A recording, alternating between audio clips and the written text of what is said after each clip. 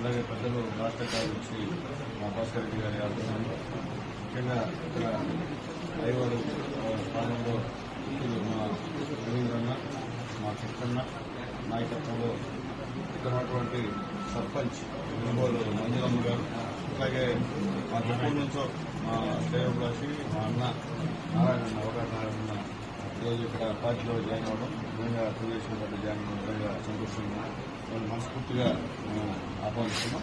అట్లాగే ముఖ్యంగా మేఘనూరు మా అమ్మాడు, అలాగే మా శ్రీనివాసరెడ్డి గారి ఆధ్వర్యంలో మా గొర్ల విజయమ్మ సర్పంచ్ గారు, వాళ్ళ హస్బెండ్ రమేష్, వీళ్ళిద్దరిని కూడా మనస్ఫూర్తిగా తెలుగుదేశం పార్టీకి ఆహ్వానిస్తున్నాం.